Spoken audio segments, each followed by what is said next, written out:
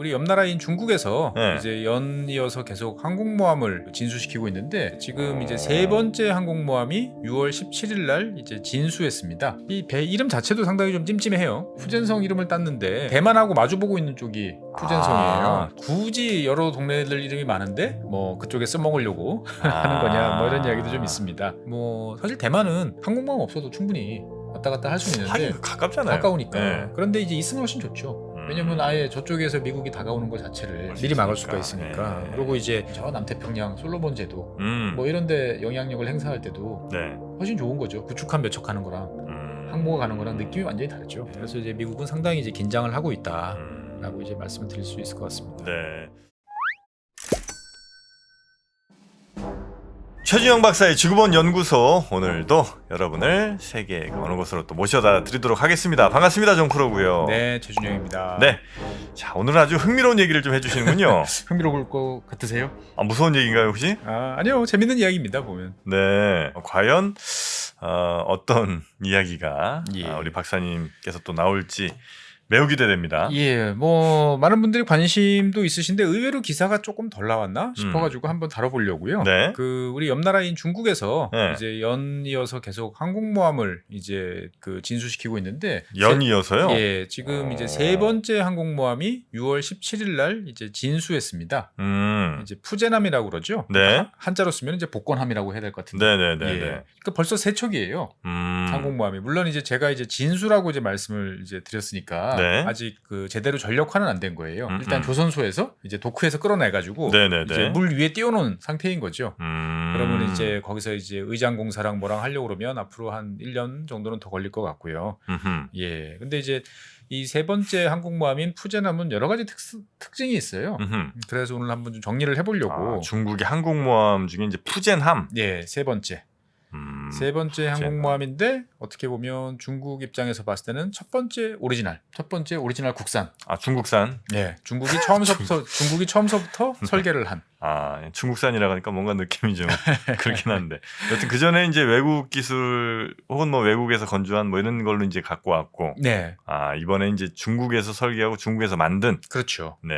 그래서 여러 가지 특성들이 많고 또 한편으로는 이 배 이름 자체도 상당히 좀 찜찜해요. 찜찜해? 예, 이제 푸젠성, 예, 푸젠성 이름을 땄는데 푸젠성, 중국의 지명인 거죠? 예, 그러니까 푸젠성이 어디야라고 말씀하실 분도 계신데 한자로 해서 복건성이라고 그러면 좀 아실까? 복건성. 예, 대만하고 마주보고 있는 쪽이 푸젠성이에요. 중국 동남쪽 정도 되겠군요. 예, 예. 네. 그러니까 이제 굳이 여러 동네들 이름이 많은데 아, 왜 하필 거기냐? 네, 뭐 그쪽에 써먹으려고 하는 거냐, 뭐 이런 이야기도 좀 있습니다. 베이징함이 될 수도 있고 상해함이 될 수도 있는데 네, 왜 하필이면 대만 바로 앞에 있는 예. 푸젠을 그 이름으로 썼느냐? 예, 뭐 이제 이쪽 지역에서 주로 활동할 가능성이 높으니까 뭐 그렇게 할 수도 있는데, 자관 여러 가지로 좀 생각이 좀 복잡해지는 것 네. 같고요. 요건 뭐 어떻게 스펙이 어떻게 됩니까? 일단 스펙을 보면 매우 커요. 아, 커요? 네, 큽니다. 보통 이제 우리가 미국 항공모함 그러면 10만 톤급 뭐 이러잖아요. 아, 미국에서 큰 게. 예, 네. 근데 이거는 한 8만 톤.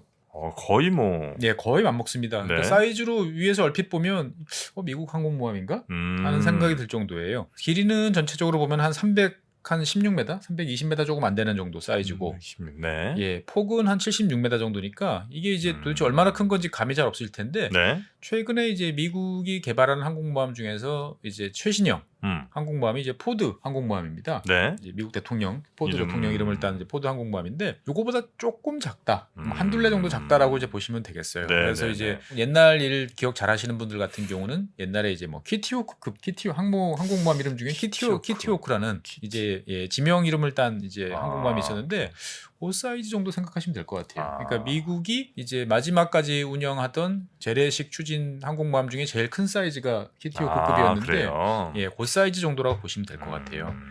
그래서 왜 이렇게 커졌냐라고 하면, 이제 항공모함은 이제 뭐 하는 배죠? 그 비행기 실어나. 그렇죠. 예. 비행기를 나르는, 비행기를 이제 띄워야 되는. 그렇죠, 그렇죠. 그러니까 비행기를 띄우려면 이제 제일 필요한 거는 이제 그 캐터펄트입니다. 사출기라고 보통 부르는. 뭐 요즘에 유행 이제 다시 돌아온 이제 탑건 보시면 잘 아시겠지만, 네. 항공모함 위에 이렇게 항공기가 있으면 가만히 있다가 혼자 뛰어나가는 게 아니고 밑에 뭔가를 걸어놓죠. 아, 네네네. 네, 그러면 얘가 확 도와주는 거죠. 항공모함 이제 갑판이 짧으니까 아무리 전투기가 이제 최대 이제 파워로 이룩하려고 해도 힘이 짧죠. 모자라니까 예. 밑에서 이제 도와주는 거죠. 네. 그래서 이 캐터펄트가 사실은 항공모함의 핵심인 거죠. 아. 그러니까 항공모함에서 비행기를 날린다. 그러면 세 가지 요소가 맞아야 돼요. 네. 첫 번째는 항공기 자체 파워가 있어야겠죠. 엔진이 최대한 풀 파워로 가동을 해야 되고, 네. 두 번째는 그 항공기를 하늘로 띄워보낼 만큼 강력한 사출기가 있어야 되고, 그럼 한 가지는 또 뭐냐? 이 두 가지만 조합을 해도 아슬아슬할 때가 있어요. 비행기가 무겁다든지 네. 뭐 이러면. 세 번째는 이제 그 항공모함 자체의 속도가 빨라야 돼요. 아, 항공모함이 가면서 밀어주는군요. 같이. 그렇죠. 아. 그래서 바람도 중요합니다. 그래서 항공모함이 그냥 일정한 속도로 이렇게 아무데나 막 가는 게 아니고 항상 맞바람을 찾아가요. 아, 그래요. 비행기 띄울 때. 네, 띄울 때. 그래서 맞바람이 불어오는 쪽으로 전속 항진을 하죠. 그러면 뭐 시속 한 30노트 이상으로 그 큰 배가 전속력으로 달리면서 이제 비행기를 띄우는 거죠. 항공모함도 밀어주고 그다음에 그렇죠. 사출기가 또 역시 추진력 더해주고 예, 자기 파워까지. 항공기는 최대 파워로 예. 그렇게 나르는 거군요. 예. 그래서 이제 이 캐터펄트가 이제 힘이 좋고 많을수록 유리한 거죠. 네네네. 그런데 이제 보통 우리가 알고 있는 미국의 항공모함은 보통 이 사출기가 4개가 있어요. 예. 그러니까 최대 제일 급할 경우에는 4대를 연속적으로 네네네. 예, 한꺼번에는 아니고 이제 순간적으로 이게 약간의 시간차를 두고 그렇죠. 네. 그런 식으로 이제 내보낼 수 있는데 이 푸제람 같은 경우는 이 사출기가 3개가 있어요. 3개면 거의 비슷하죠. 그러네요. 거의 네. 비슷한 거죠. 그래서 이제 항공모함 보면 이제 앞쪽에 2개가 사출기가 있고 푸제람 같은 경우 보면 이 옆쪽으로 약간 비틀어져 있는 이 앵글드 덱이라고 하는 이제 그 갑판 쪽에 하나가 더 있어서 3개. 앵글드 덱은 뭐예요, 또? 보통 우리가 항공모함 비행장 가면 한쪽에서는 활주로가 여러 개 있으니까 한쪽에서는 비행기가 줄줄이 내리고 네. 한쪽에서는 또 뜨고 그러잖아요. 네. 그럼 항공모함은 작잖아요. 네. 근데 작은데 전체 갑판을 다 이륙용으로만 쓴다라고 생각하면 착륙하는 비행기들은 이제 놀고 있어야 되잖아요. 계속 하늘에서. 돌고 있어야 되니까. 예. 네. 그러니까 처음에는 옛날에는 항공모함이 다 일자형이었어요. 이렇게 길어가지고 네. 이렇게 됐는데 이제 영국 친구들이 2차 세계대전 이후에 이제 생각을 해낸 게 잘 보니까 항공모함을 뒤쪽에서 주로 그 착륙을 하는데 뒤쪽을 방향을 약간 틀면 그러면 얘네들은 이쪽으로 내리고 뜨는 애들은 앞으로 뜨고 예 그러면 이제 각이 약간 주어진 그러니까 일자형 갑판을 중간에 풀어가지고 이렇게 본 것 같아요. 네, 예, 항공모함 모습 생각해 보시면 통짜로 네모나지가 않고 맞아요, 약간 맞아요. 모양이 이렇게 틀어져 있잖아요. 네. 그 틀어진 게 앵글드. 그걸 앵글드라고 하는 거군요. 각을 준 거죠. 네. 그래서 이제 뭐 우리말로 옮기면 경사갑판 뭐 이렇게 이야기도 하는데 이제 앵글드 덱이 있으면 좋은 거죠. 그러니까 왜냐면은 이제 한쪽에서는 이륙을 시키고 한쪽에서는 착륙을 시키고 동시에 훨씬 효과적이다 보니까 이런 앵글드 덱을 만들어 놓는데 일단은 뭐 처음에 전투기들을 띄울 때는 많이 띄워야 되니까 이 주로 착륙용으로 활용되는 앵글드 덱에도 이제 사출기가 있으면 이제 띄울 수가 있는 거죠. 보면. 그래서 이 푸제람 같은 경우는 이제 원자력 항공모함은 아니에요. 그러니까 이제 그 일반 이제 재래식 이제 엔진을 쓰는 엔진을 쓰는 거고 스크루가 이제 4개 있는 사축 추진하고 보통 이야기를 합니다.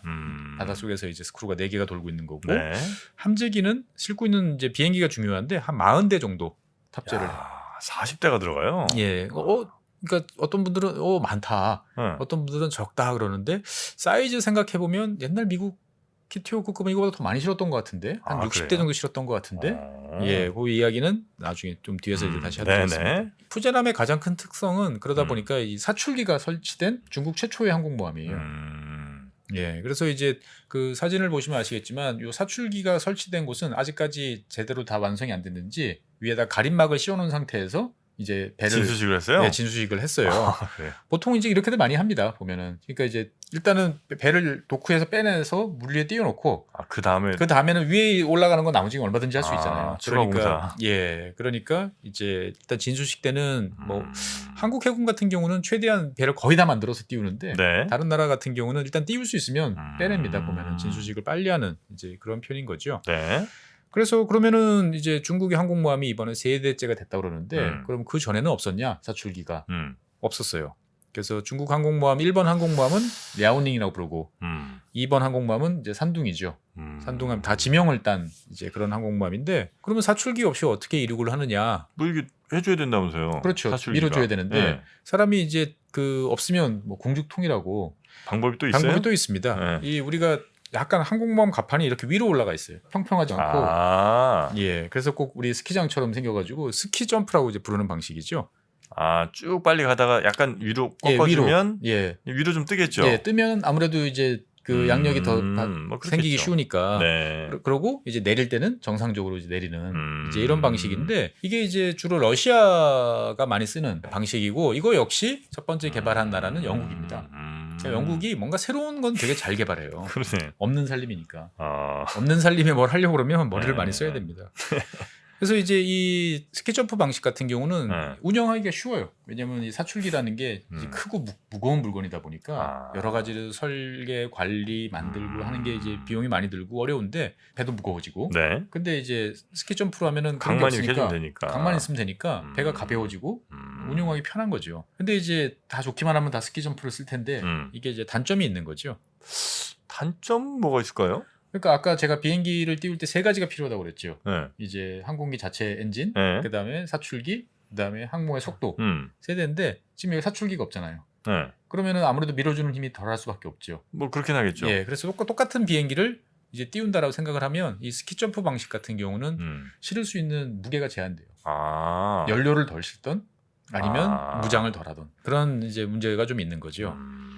아니면 뭐 한 500m 이렇게 만들면 안 돼요? 그럼 배가 너무 커지죠. 아, 힘드나? 예, 힘들죠. 네. 그러다 보니까 이제 그 항공모함은 가져야겠는데 이런 사출기를 설치하고 뭐 하려면 배가 너무 커지고 어렵고 개발하기도 쉽지 않으니까 그냥 일단 띄우자라고 하는 쪽에서 봤을 때는 이런 스키 점프 방식이 이제 유리한 거고 그래서 과거에 이제 소련 시절부터 이제 러시아 같은 경우는 항공모함이라고 만들었지만 비행기 자체보다는 이제 배에 있는 미사일이 위주고 항공기는 도와주는. 그래요? 예, 그러니까 일단 띄워놓으면 뭐 없는 것보다 낫다 생각을 하니까 이제 이 정도면 돼라고 생각을 이제 했던 거죠. 이렇게 말씀드리면 많은 분들이 아니 그러면 뭐 그 캐터폴트 다 개발해서 실으면 되잖아.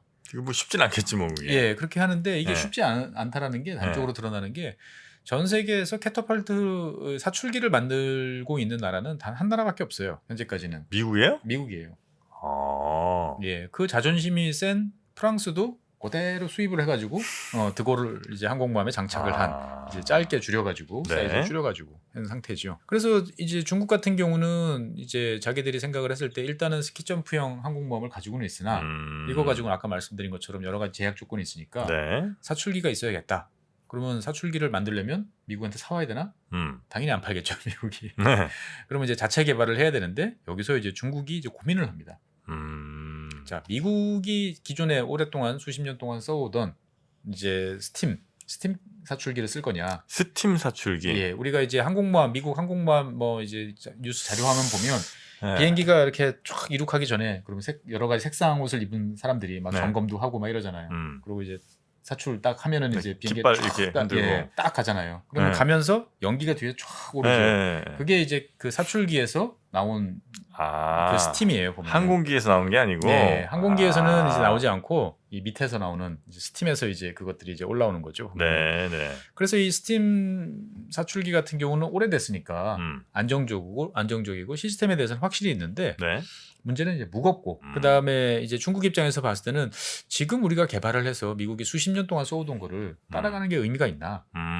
라고 이제 고민을 하는 거죠. 그래서 이제 미국이 뭘 하나 봤더니 미국도 이제 이 오래된 기술은 계속 쓰지만 네. 새로운 기술, 그러니까 즉 자기 부상 열차 방식으로 가면 똑같지 않냐? 자기 부상 방식. 예. 그러니까 이제 우리가 자기 부상 열차 이야기 들어보셨을 텐데 네. 자석의 힘으로 기차를 약간 한 뭐 몇 미리에서 네, 1cm 네, 정도 네, 살짝 띄워서 마찰없이 쭉 보내죠. 마찰 쭉 하면 이제 우리가 보통 고속열차 바퀴로 굴러가는 거는 뭐 300에서 350km 정도가 실용이라고 그러면 이 자기 부상 열차는 400에서 600까지도 네, 네, 네. 따라가니까 마찰이 없으니까. 네. 그러면 그 무겁고 큰 기차도 움직이는데 항공기 정도야. 항공기 정도야 뭐 한 20톤에서 30톤 사이 정도는 충분히 이제 날려 보낼 수 있다라고 생각을 하는 거죠. 그래서 이제 중국 정부는 이제 고민을 하다가 이제 둘 다 하기로 자기 부상도 하고 사출도 하고. 예, 스팀 방식도 하고. 예. 그래서 이제 이 연구를 합니다. 네. 그래서 이제 중국이 생각을 해보니까 스팀 방식은 이제 가속 초반에 힘이 세요. 증기압으로 확 밀어주니까 초반에 힘이 확 세지다가 이제 증기 압력이 점점 약해지니까 뒤로 갈수록 힘이 떨어지는 이제 이 문제들이 좀 있고 그 다음에 이제 이 스팀을 계속 만들어내서 네. 이걸 이제 날려 보내야 되니까 야, 이게 보일러도 별도로 필요하고 전체 시스템이 한 1,500톤 정도 되는 무겁고 큰 장비더라.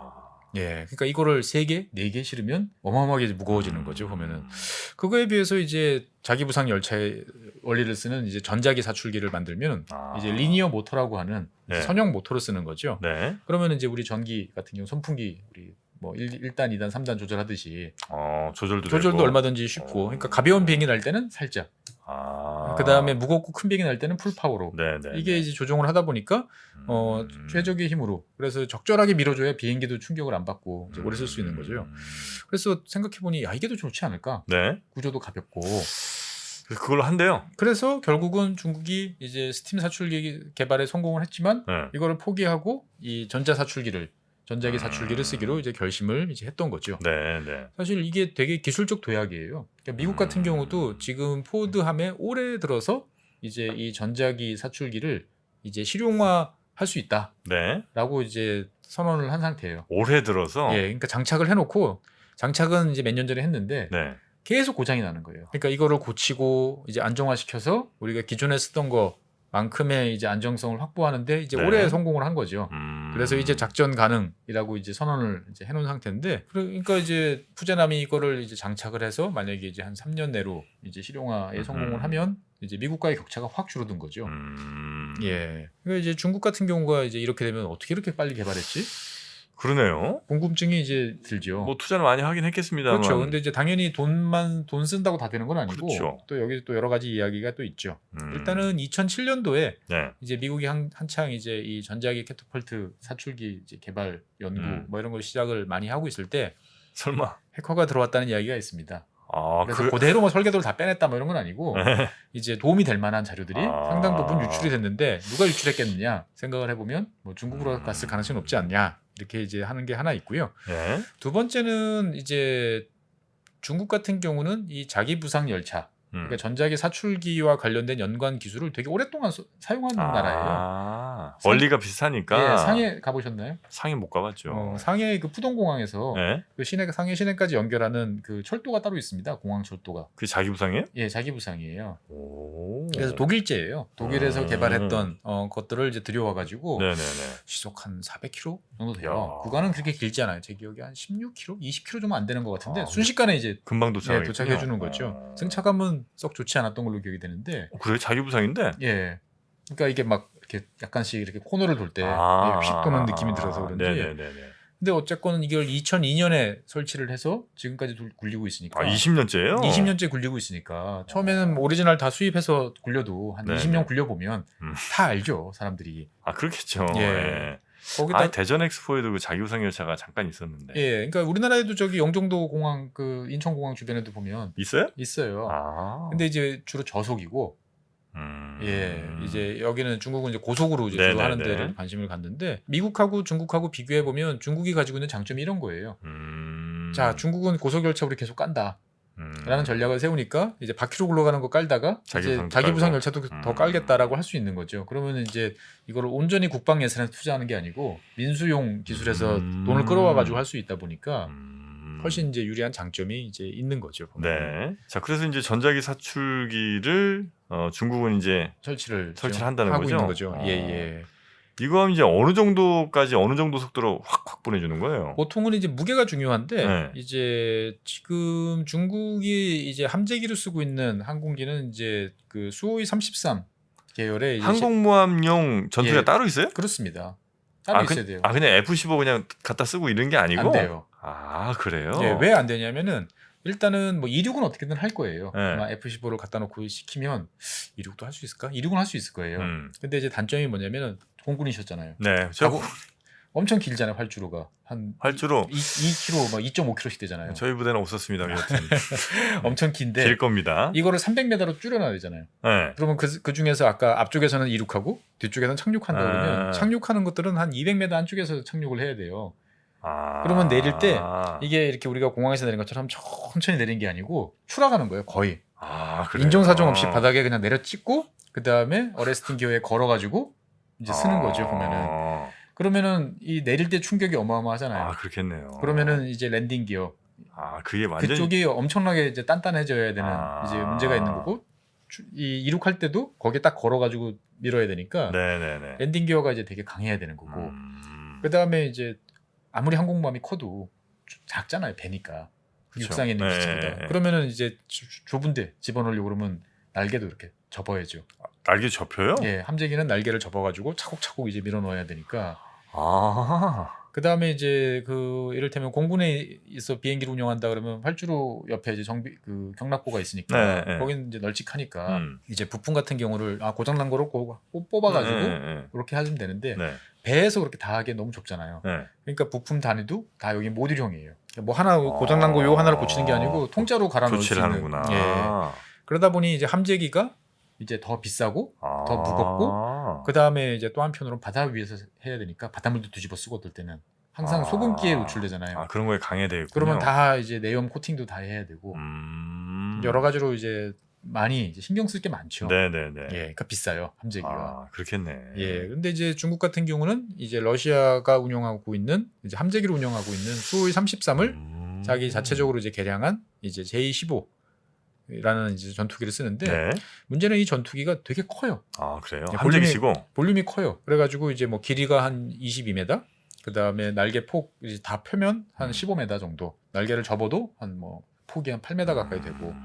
그러니까 현재까지 전 세계에서 굴리고 있는 함재기 중에서 네. 제일 큰 사이즈로 그래요? 크기로 물어보면 이 중국이 운영하고 있는 함재기가 네. 제일 사이즈가 커요. 아니, 함재기인데 이렇게 크면 안 되는 거 아니에요? 근데? 그렇죠. 가급적이면 사이즈를 좀 작아야 되는 거죠. 네. 그래서 F-18 미국이 이제 쓰는 이제 항공모함이 쓰는 게 주로 이제 F-18 계열인데 F-18 계열하고 이렇게 위에서 보면 얼핏 보면 비슷해 보여요. 사이즈가. 네. 사이즈가 비슷한데 F-18은 이제 그 모양새가 날개를 일단 접고 나면 이렇게 차곡차곡 집어넣기가 좀 좋은데 비해서 J-25 같은 경우는 이 날개를 접어도 네. 모양새가 이렇게 삼각형이 되게 애매하게 나와가지고 많이 못 들어가요. 보면은. 그래서 아까 처음에 말씀하실 때 40대 들어간다는 게 그거였군요. 예, 그렇습니다. 그러니까 이제 함재기 아마 빼곡하게 집어넣으면 아마 50대 이상도 집어넣을 수 있을 거예요. 근데 이제 그렇게 집어넣으면 안 되겠죠. 왜냐면 수시로 계속 올리고 내리고 해야 되는데 우리도 이제 주차장에서 이제 만차 시킬 때 그 복도까지 다 통로까지 꽉꽉 채우면 안 되잖아요. 못 나가죠. 못 나가잖아요. 그런 것처럼 이제 적절한 대수를 이제 유지를 해야 하는 게 되게 중요한 거죠. 네네. 그래서 이제 중국 같은 경우는 뭐 미국제 전투기를 쓸 수가 없으니까 그래서 이제 러시아제를 이제 뭐 라이선스나 뭐 개량을 해서 이렇게 하다 보니까 이 전투기가 써보니까 이 스키 점프 방식에서는 자기가 가진 파워를 다 활용을 못 하더라. 예, 연료를 뭐 조금만 싣던 무기도 조금만 실던. 그래서 사출기가 필요했군요. 예. 그래서 이제 사출기를 실어보면 최대 이함 중량 그 J-15 같은 경우가 지상에서 띄울 때 연료도 가득. 그 다음에 무장도 가득 이렇게 하면 한 33톤 정도가 돼요. 연료랑 무장까지 합하면 이거를 이제 이 전자기 캐터펄트를 쓰면 활용할 수 있다라는 거죠. 그렇게 되면은 이제 항속거리가 훨씬 늘어나가지고 F-18보다도 한 300km 정도 더 늘어나요. 비행기가 크니까 연료를 많이 싣고 연료를 많이 쉬니까 더 멀리 갈 수 있겠죠. 이거는 되게 아주 중요한 유리하죠. 부분이겠네요. 왜냐하면 이제 이를테면 항속거리가 이제 1,400km다. 그냥 이론적으로 아주 단순하게 미사일 이런 거 생각하지 말고 그러면 만약에 미국 해군 항공모함하고 그 다음에 이제 중국 항공모함이 한 700km 700km 정도 떨어져 있으면 미국 항공모함은 저기 있는 줄 알아도 못 나가네. 거기까지 갈 거리가 안 되는 건데 비해서 이제 중국은 갔다 올 수 있는 거죠. 야, 이거는 굉장히 중요한 건데. 그렇습니다. 미국 같은 경우는 이제 F-18이 여러 장점이 많지만 단점이 이제 이 항속거리가 짧다는 데 대해서 항상 불만이 많아요. 왜냐면 그래야 이제 더 육지 공격할 때도 멀리 들어갈 수 있고 그렇겠죠. 하는데 F-18이 좀 짧아요. 그러다 보니까 이제 중국 입장에서 봤을 때는 드디어 이제 자기들이 보유했던 그동안 한 성능의 한 절반 정도만 쓰고 있던 함재기를 이제 100% 활용할 수 있는 기반이 이제 마련돼 있는 이제 이런 상황이 됐고요. 그다음에 이제 이런 그 사출기를 또 운영하려고 했던 이유 중에 하나는 뭐냐면 조기 경보기를 운영하려고 그래요. 조기 경보기? 예. AM2 뭐 이런 거? 그렇죠. E2라고 그러죠. E2D, E2C 이렇게 이야기하는데 우리가 뉴스 잘 보시면 위에 이렇게 동글동글 돌아가는 그런데 이제 프로펠러 비행기가 있죠. 그게 이제 그 미국 항공모함이 운영하는 이제 E2C 또는 D입니다. E2D인데 이게 이제 항공모함의 능력을 대폭 늘려주는 거죠. 전방에 이를테면은 뭐 한 200km 정도 나가가지고 레이더로 주변 지역을 쫙 훑고 있으면 상대방이 어디에 오고 있는지, 상대방이 뭐 공격을 하고 있는지를 미리 다 예방을 해줄 수 있는 건데 이거를 실을 수 있는 항공모함이 세계에서 몇 대 없어요. 그러니까 사출기가 있는 항공모함만 가능한 거예요. 아 이것도 예, 스키 점프 방식에서는 안 돼요. 아. 그러다 보니까 프랑스 같은 경우도 사출기를 방식을 도입한 게 미국에서 그 조기 경보기를 도입해서 운영하려고 하는 거죠. 그래서 프랑스가 이제 영국이 최근에 퀸 엘리자베스 항공모함을 진수시켰잖아요. 더 커요. 이제 프랑스 이제 샤를 드골 항공모함보다. 네네. 그런데 프랑스군 자기들 이야기로는 이게 우리가 훨씬 더 작전 운영 능력이 좋다 이야기를 해요. 왜냐하면 조기 경보기가 있어가지고 전투기가 어디 특정 업무에 집중할 수 있다. 네네네. 그때 영국은 이걸 날릴 수가 없다 보니까 그런 일을 하려고 그러면 이제 앞에 있는 방공 구축함이 나가서 하든지 아니면 전투기를 따로 그 용도로 띄워야 되는데 아무래도 비효율적이겠죠. 그러면 이제 중국 입장에서 봤을 때는 조기 경보기가 있느냐? 네. 이제 만들고 있어요. 조기 경보기도 네, 만들고 있는데 얼핏 보면 이거 미제 아니야? 라고 할 정도로 완전히 짝퉁이에요. 모양이 똑같아요. 그것도 혹시 백인 근데 지금 뭐 원체 오래됐으니까 예. 아마 뭐 모양 같은 거예요? 예, 모양 같은 건 어쩔 수 없는 거죠. 그래서 이제 KJ600이라고 그래가지고 지금 이제 함재기로 쓸 수 있는 것들을 이제 만들고 이제 있습니다. 네, 그래서 네, 네. 이렇게 되면 이제 미국 입장에서 봤을 때는 이제 중국 해군이 이제 갑자기 이제 부담스러운 상대가 되는 거죠. 언제부터 그러면 여긴 작전도 하고 훈련도 하고 뭐 해야 될 거 아니에요? 예, 일단은 시간은 좀 걸릴 거예요. 일단은 아까 말씀드렸다시피 이제 배라는 것들은 해군 전투함 같은 경우 일단 진수 물리에 띄우고 그럼 이때 기념식 한번 하고 추가 공사가 있어요. 그 다음에 다 만들어서 해군한테 넘겨줄 때 네. 그래서 해군이 정식으로 이제 우리 전투함입니다라고 할 때가 이제 취역이에요. 네. 그때가 이제 정말 전투함 능력이 되는 거고 네. 그 다음에 이제 그렇다고 해서 바로 작전에 투입하는 건 아니고 거기에 이제 손발이 맞아야 되잖아요. 다 서로가 이제 제대로 장비가 작동하는지 돌아가는지 이런 것들을 하려면 꽤 시간이 많이 걸릴 거예요. 네, 네. 특히 항공모함 같은 경우는 배가 문제가 아니고 항공기다 보니까. 근데 이제 그 중국이 그동안 보여준 모습은 미국 해군 예상보다 훨씬 빠르게 예, 숙련도가 올라가고 있어요. 그래서 아마 이것도 꽤 빠르지 않을까라고 이제 예상을 하고 있는 네. 거죠. 그러니까 지금 있는 게 이제 이번에 취역한 게 취역이 아니고 이번에 이제 진수식한 게 네. 푸젠 그리고 네. 그 전에 아까 있다고 말씀해 주신 게 랴오닝. 랴오닝이라고 야오닝하고 산둥. 이거는 다 스키 점프 방식이죠. 네네네. 그래서 뭐 1번, 2번 함도 약간 궁금해하실 것 같으니까 네네네. 다시 기억을 더듬어 말씀드리면 이 라오닝이라고 하는 거는 이 항공모함은 운명이 되게 기구예요. 원래 메이드 인 소비에트.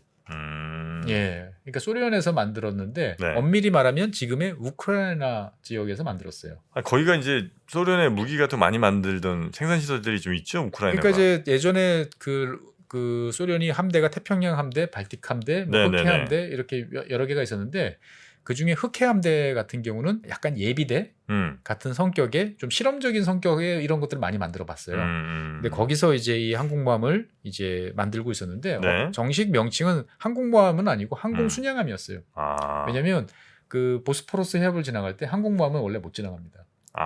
그래요? 예, 그래가지고 이제 항공순양함이라고 우린 항공모함 아니야. 예, 그래서 원래 처음에 모양은 약간 지금 생각하는 항공모함은 좀 달랐어요. 그 위를 바꾼 거예요? 예, 지금은 이제 많이 개조를 했는데 그래서 1986년에 이제 말에 그 소련의 항공모함 이제 그 건조 일환으로 발약이라는 이름으로 네. 항공모함을 만들기 시작을 했던 거죠. 그래서 88년 한 2년 후에 이제 진수를 했어요. 이제 물에 띄우는 데까지 성공을 했는데 이제 소련이 그 이후에 붕괴를 했죠. 네. 붕괴를 하면서 그냥 그 상태에서 방치된 거예요. 물 위에 동동 떠 있는 상태에서. 그래서 한 10년간. 그러니까 88년이니까 한 90년대 중반 이후까지 계속 이렇게 녹슬는 상태로 떠 있었던 거죠. 그런데 이제 중국이 이제 이걸 갖고 오겠다라고 생각을 했던 거죠. 다른 나라들이 가만히 그냥 오케이 뭐 이러진 않았을 거예요. 그렇죠. 그래서 이제 명분을 쌓았던 거죠. 네. 되게 이제 괴짜 기업인 이름이 갑자기 기억이 안 나는데 어떤 괴짜 기업인 하나를 갑자기 이제 유명세를 띄웁니다. 네. 그러면서 이제 난 돈을 많이 벌었는데 나는 이 마카오 앞에 이 항공모함을 가지고 해상 카지노를 한번 만들어 보는 게 내 꿈이다. 그러고 이제 열심히 이제 우크라이나 당시 이제 정부한테 뇌물도 주고 뒷돈도 찔러주고 그리고 이제 정식 계약을 해가지고 이제 해상 카지노용 고철로 이거를 판매하는 계약을 체결을 합니다. 단돈 200억 원에. 200억? 예. 야, 전투기 한 대가 얼마인데 200억으로 사와요? 그러니까 이제 뭐 사실은 고칠 게 너무 많았기 때문에 이 가격이 뭐 과연이 어쨌냐는 알 수가 없는데 10년 동안 이제 여러 가지 이제 뭐 겉으로는 이제 엔진도 없고 뭐 보일러도 없고 그냥 껍데기만 있는 거를 갖고 온다라고 했는데 실제로 그 안에는 뭐 다 있었다. 뭐 이런 이야기들도 있습니다. 네. 그래서 이제 98년에 이제 일단 계약을 체결해가지고 네. 이제 2001년부터 이제 가지고 옵니다. 근데 이제 자기 엔진이 없는 상태니까 이걸 끌고 올 수 없으니까 이제 끌고 와야 되는 거죠. 예인해야 되는 거죠. 예인선이. 네. 예인선이 끌고 와야 되는데 이게 우여곡절이 되게 많았어요.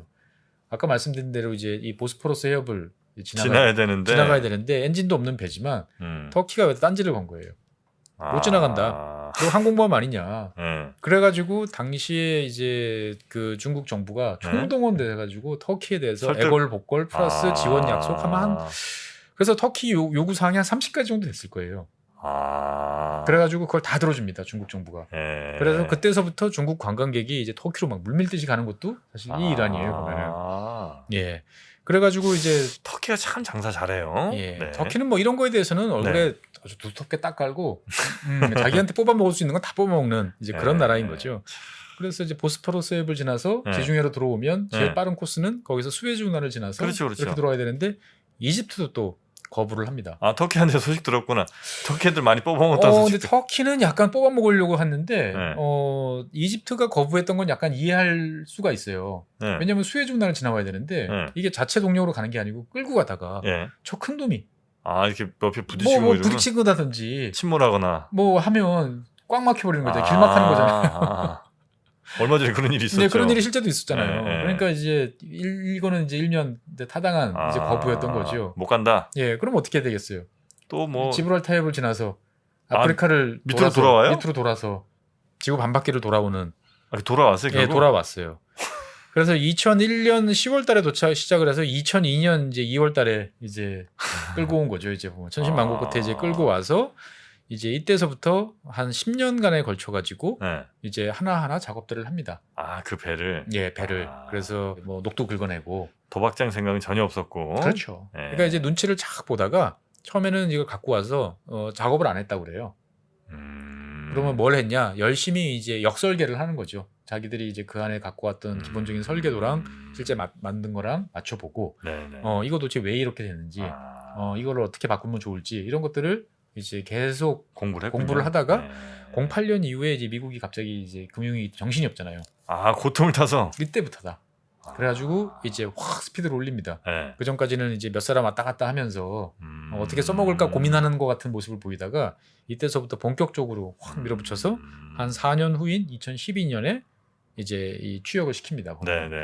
그리고 여기에 이제 아까 말씀드렸던 이제 함재기 J-25 함재기를 이제 24대를 이제 탑재를 하는 거죠. 그래서 이제 이거를 보던 이제 미국 입장에서 봤을 때는 여러 가지 이제 보고서들이 많이 나왔어요. 저도 이제 기억이 나는 게 몇 개 있는데 중국이 이제 한 100년 동안 이제 항공모함을 하기 위해서 노력을 해왔다. 그러니까 중국이 저도 그때 처음 봤는데 중국이 1924년부터 항공모함을 갖자고. 1924년이요? 예. 그때 항공모함이 있었어요? 예, 있었어요. 그래요? 예. 그러니까 그 당시부터 다른 나라들이 그러니까 중국이 막 다른 나라 뜯어먹히고 막 정신없는 와중에도 세계가 어떻게 돌아가는지는 나름대로 이제 신경을 쓰고 있었던 거죠. 능력이 안 됐을 따름이지.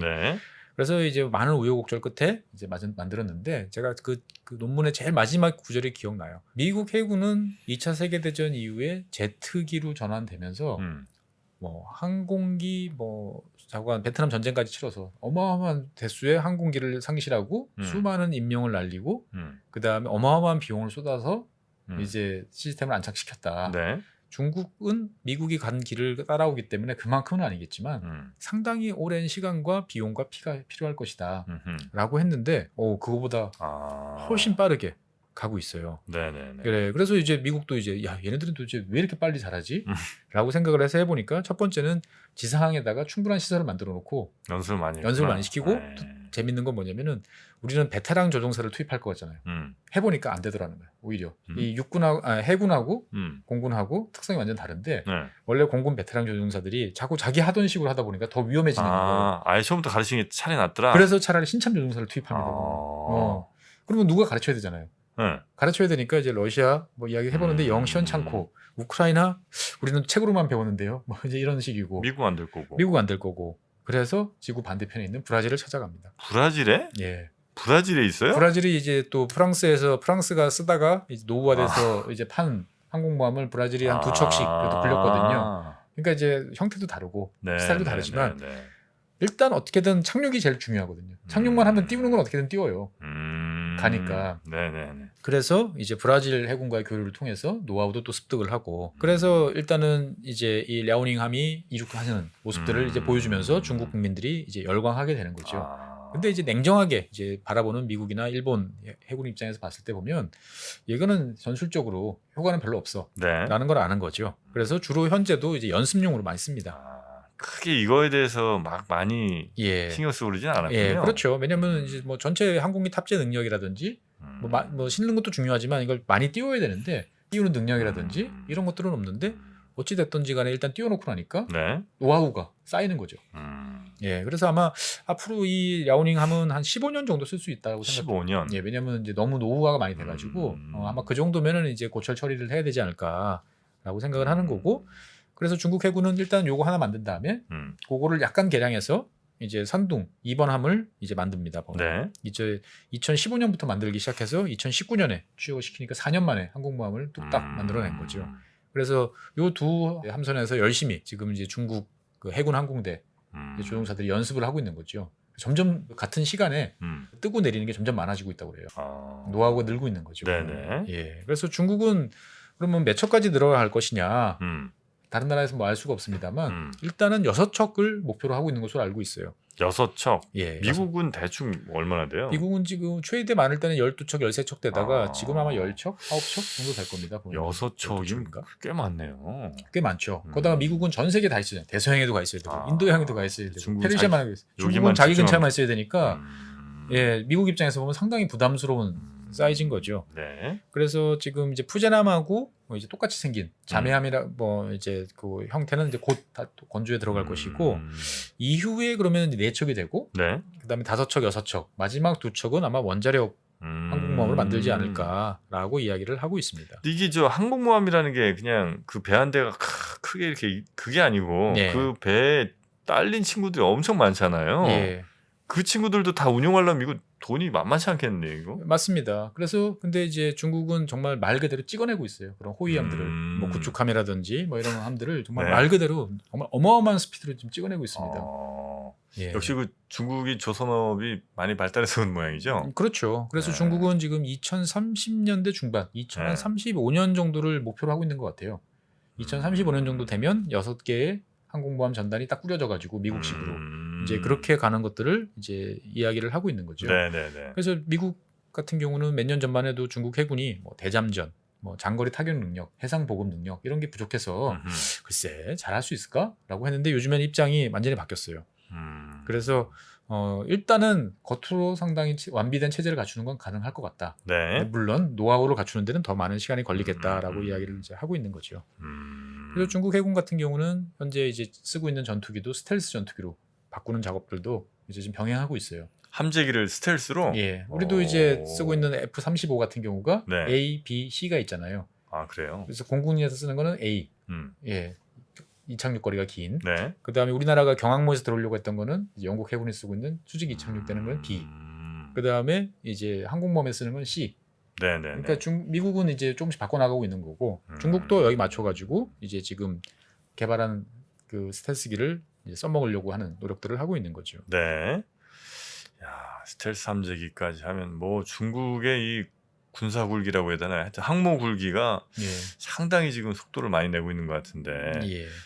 이게 결국은 목표 혹은 목적이 역시 뭐 이쪽 동아시아 쪽에서의 패권 플러스 대만. 그렇죠. 네. 뭐 그렇게 보는 게 맞는 거죠. 만들었으면 써먹어야 되는데 그러니까요. 목표가 분명해야 되는데 뭐 사실 대만은 항공모함 없어도 충분히 왔다 갔다 할 수 있는데 하긴 가깝잖아요. 가까우니까. 네. 그런데 이제 있으면 훨씬 좋죠. 왜냐면 아예 저쪽에서 미국이 다가오는 것 자체를 미리 막을 수가 있으니까. 네. 그리고 이제 지난 시간에 말씀드렸던 저 남태평양 솔로몬 제도 뭐 이런데 영향력을 행사할 때도 네. 훨씬 좋은 거죠. 구축함 몇 척 하는 거랑 항모가 가는 거랑 느낌이 완전히 다르죠. 그렇죠, 그렇죠. 예. 그래서 이제 미국은 상당히 이제 긴장을 하고 있다라고 이제 말씀을 드릴 수 있을 것 같습니다. 네, 이렇게 중국은 하고 있는데 우리는 아직 항모는 없죠. 예, 뭐 작년에 이제 경항모 이야기가 나왔는데 네. 이게 이제 과연 이제 실용적이냐, 맞냐, 뭐 해서 여러 가지 이야기 나오다가 일단은 판단 유보 상태에서 다시 지금 뭐 논의가 이제 이루어지고 있는 것 같아요. 네. 근데 이제 항공모함은 한 척 가지면 아무 소용이 없어요. 이 무기라는 게 되게 재밌는 게 특히 해군은 무조건 3단이에요. 3단? 3. 3개가 한 세트예요. 뭐 배도 세 척이 있어야 한 척이 항상 바다 위에 떠 있을 수 있는 거예요. 그래요? 예. 왜냐면은 이제 왔다 갔다 하는 거리도 있잖아요. 네. 예. 그러면은 이제 한 척이 오면 여긴 비어 있잖아요. 그러면 그 사이에 여기 돌아오는 사이에 여기 와 있어야 되니까. 그래서 세 개가 세트예요? 예, 세트예요. 그래서 한 척은 그럼 들어와서 수리도 하고 교육도 하고 뭐 이런 이제 이 세트로 항상 움직이는 개념이다 보니까 우리도 가지려고 그러면 세 척 정도는 가져야 되는데 이게 이제 비용이 이제 만만찮은 이제 문제점들이 있는 거죠. 예, 그러다 보니까 저 개인적으로는 단기적으로는 이제 오히려 그 중국식으로 이제 지상 발사 무슨 뭐 대한 미사일이라든지 탄도 미사일 이런 걸 강화해서 오히려 이제 중국 해군이 우리 근처에 못 오도록 막아내는 능력을 일단은 강화하는 게 먼저 아닌가라는 생각도 좀 해봅니다만 미래는 알 수가 없는 거죠. 예, 하여튼 오늘은 빠르게 성장하고 있는 중국의 항공모함 이야기를 좀 나눠봤습니다. 오늘 아마 밀리터리 덕후분들이 굉장히 좋아하실 만한 또 홀날 이야기도 좀 있을 것 같기도 하고 논란이 될 수도 있을 뭐 여러 이야기들이 또 이 군 관련해서는 또 나오더라고요. 예, 한번 저희가 댓글 통해서 기다려보도록 하겠습니다. 자, 오늘 중국 항공모함 이야기 재밌게 풀어주신 우리 법무법인 율촌의 최준영 박사님 고생 많으셨고요. 다음 시간에 뵙겠습니다. 고맙습니다. 네, 감사합니다. 안녕하세요, 최준영입니다. 많은 분들께서 지구본 연구소에 보내주시는 사랑 항상 감사하고 고맙게 받고 있습니다. 여러분들께서 좋아해 주시는 만큼 저도 즐거워야 되는데 사실 제 마음속에는 항상 고민이 하나 있었습니다. 단순한 지식이 아니고 어떻게 하면 지혜를 잘 쌓는 방법을 여러분들과 함께 할 수 있을까, 이런 고민 끝에 부족하지만 제 나름의 해답을 위즈덤 칼리지에 담았습니다.